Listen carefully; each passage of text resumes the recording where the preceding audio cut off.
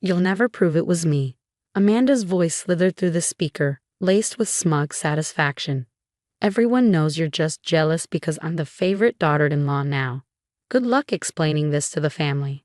I stared at the loan documents spread across my desk, my pulse pounding against my ribs.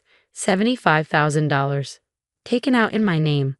The signature, almost perfect, wasn't mine, but close enough to fool anyone who wasn't trained to spot forgeries. My name is Olivia Parker, and at 32, I had just discovered my sister-in-law had stolen my identity.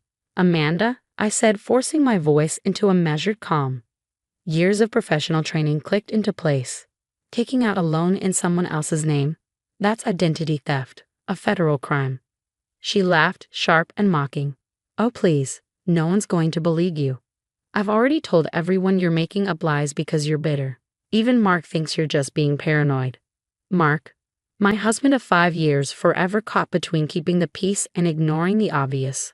Amanda had burrowed into our lives like a parasite after her divorce 6 months ago. Hovering, snooping, feigning concern about our finances while rifling through our mail when she thought we weren't looking. Besides, he added sweetly, the money's gone. Spent. What are you going to do about it? Amanda had no idea who she was dealing with. 15 years in digital forensics for major financial institutions meant I'd seen it all. Fraud, forgery, financial manipulation. I knew how these schemes played out. More importantly, I knew how to dismantle them. Thanks for letting me know, I said smoothly, my thumb tapping the record button on my phone. Anything else you'd like to confess? Oh, getting all formal now. Fine. I took the loan because I deserve it more than you do. You're just a boring office worker. I'm trying to build something for myself. The family understands. They'll side with me, not you. I ended the call, exhaling slowly. Then I got to work. Opening my laptop, I accessed the secure system my team used to investigate financial fraud. The loan application had been submitted online. Amateur move. Every digital footprint, every IP address, every keystroke left a trail. I followed it. Within the hour, I had my evidence. The application had been submitted from Amanda's apartment. My stolen social security number, her own email as a secondary contact. Sloppy, textbook identity theft. My phone buzzed. Mark. Liv, Amanda just called me crying, he started, his voice tight with concern. She says you're accusing her of something. You know she's been struggling since the divorce. Mark, I cut in, steady but firm. Come home. Now, there's something you need to see. Can't this wait? She's really upset. No, it can't. Your sister took out a $75,000 loan in my name. I have proof. Silence. Then finally, a hesitant. I'll be home in 20 minutes. While I waited, I fortified my case. Loan records, deposit trails, email confirmations. I secured the call recording in multiple locations. There would be no wiggle room. Mark walked in looking pale. I met his gaze, then silently turned the laptop screen toward him. He scanned the documents. The color drained from his face. She really did this. Because she thought she could get away with it, I said. Because she thought I was just a boring office worker who wouldn't fight back. He sank into the chair, running a hand through his hair. What are you going to do? I pulled up the official fraud report, my finger hovering over the submit button. My job. I've spent my career helping people recover from identity theft. I'm not about to become a victim of it. She'll turn the family against us, he whispered. She can try, I said, pressing the button. But unlike Amanda, I know exactly what I'm doing. The wheels were in motion. By Monday morning, the bank's fraud team would have everything they needed. Amanda had underestimated me. Badly. One final message lit up my phone screen. Hope you're not too upset about the loan. Maybe this will teach you to be more generous with family.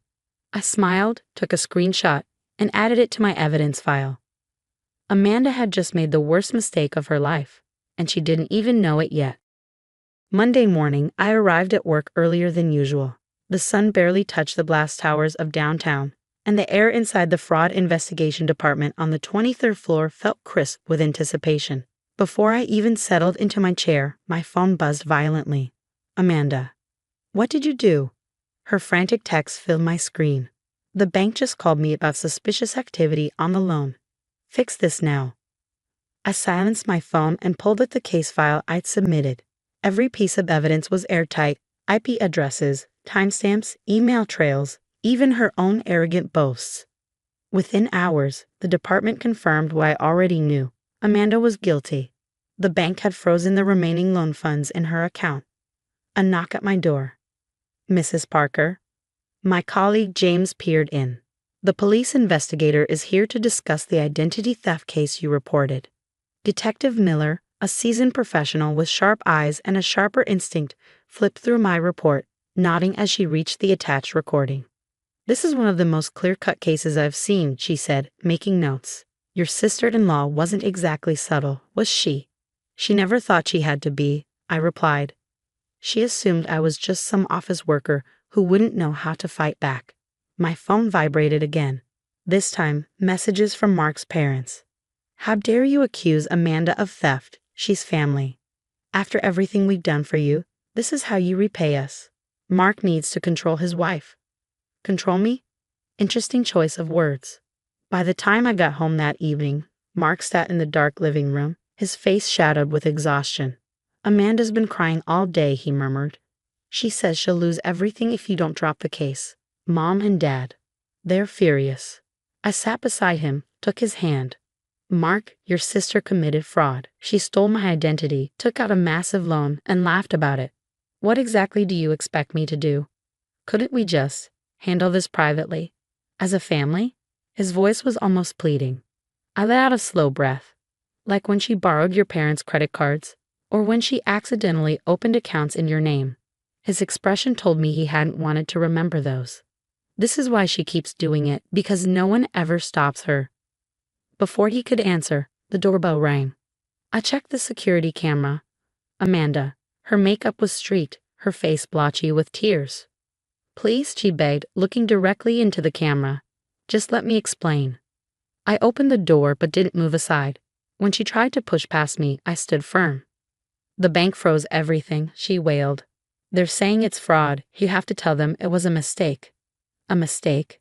I tilted my head. "Was it a mistake when you stole my identity? When you bragged that I'd never prove it was you?" Her sobs stopped like a switch had flipped. Her face twisted into something uglier, something more familiar. "You stuck-up bitch," she spat. "You think you're so much better than everyone with your fancy job? Guess what? The family will never forgive you for this. You'll always be the outsider who tried to destroy their daughter." I pulled out my phone and pressed record. "Is that a threat, Amanda?" She blinked. Then slowly she noticed the security camera above us. Noticed my steady grip on the phone. Noticed for the first time that she wasn't in control. Her voice dropped. What exactly do you do at the bank?" I smiled. "I investigate financial fraud and identity theft, and I'm very, very good at it." "So Amanda, would you like to explain again how you got my social security number?" The blood drained from her face. Behind me, Mark exhaled as if waking up from a long, heavy sleep. "You've been playing us all along," Amanda whispered, acting like some boring pencil pusher when really I was just doing my job. I finished for her. "Speaking of which, Detective Miller will be in touch soon. She'd love to hear your side of the story." Amanda stood frozen, speechless for the first time in her life. I shut the door, and for the first time in her life, she was alone with the consequences of her own actions. The aftermath of Amanda's identity theft swept through the family like a storm, tearing apart long-held illusions. Detective Miller moved swiftly, assembling an airtight case from my evidence. 3 days later, Amanda was arrested, and just like that, the carefully maintained facade of family unity crumbled. I was in my office, reviewing the final case report, when Mark's mother called. "We found more loans," she admitted, her voice stripped of its usual confidence. "In James's name. In ours. Amanda's been doing this for years. We never wanted to believe it." The investigation uncovered a pattern stretching back nearly a decade. Amanda had stolen almost $200,000 from family members, always spinning herself as the victim, always relying on their loyalty to shield her from consequences. Mark stood by me through the proceedings, seeing his sister clearly for the first time. One night, as we sat on the back porch, he exhaled a long, heavy breath. "I enabled her," he admitted. "We all did. Every time we covered for her, We made it easier for her to hurt someone else. Amanda took a plea deal, 5 years of probation, mandatory financial counseling, and a court-ordered repayment plan.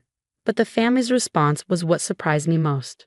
During a small, subdued family dinner, my father-in-law set down his fork and looked me in the eye. "We owe you an apology," he said. "When Amanda called you vindictive, we believed her, because it was easier than facing the truth. You didn't just protect yourself. You forced us to face something we should have confronted years ago." The table was quieter than usual. Amanda's empty chair was a stark reminder of all the years they'd ignored the signs, the times they'd made excuses, but there was also something new in the air: honesty. "I found more evidence," my mother-in-law murmured, hands tightening around her coffee cup. "Old bank statements, times when money went missing, when things didn't add up. We always convinced ourselves it was a mistake. We never wanted to see what was right in front of us." Under the table, Mark squeezed my hand. Small gestures of gratitude had become his way of showing me how much had changed. Our marriage, once defined by unspoken tensions, had strengthened. No more pretense, no more avoidance. Just truth. 3 months after Amanda's arrest, I found an envelope in the mail. The handwriting was familiar, but shakier than before. "Dear Olivia," it began. "I've spent a lot of time in counseling trying to understand why I did what I did. The easy answer is money. But the truth? I resented you. You built your success the right way while I was always looking for shortcuts. Telling myself you were boring and plain was easier than admitting I was jealous. I'm sorry, not just for stealing from you, but for every time I tried to tear you down to make myself feel bigger." I handed the letter to Mark, watching his face as he absorbed his sister's words. "She's finally getting help," he murmured. "Real help. Not just excuses and cover-ups." The family began to heal slowly and deliberately. Weekly dinners resumed, but this time, conversations were more honest. My in-laws started therapy, learning to acknowledge their mistakes, to set boundaries, to rebuild trust piece by piece. A year later, I stood before an audience, accepting my promotion as head of the fraud investigation department. Looking out, I saw my family, Mark beaming, my in-laws watching with quiet pride.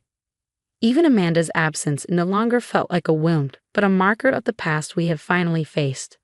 Sometimes, I told the crowd, the hardest frauds to uncover are the ones hidden behind family loyalty. But true loyalty isn't about silence. It's about having the courage to stop someone you love from hurting themselves and others. After the ceremony, my mother-in-law hugged me tightly.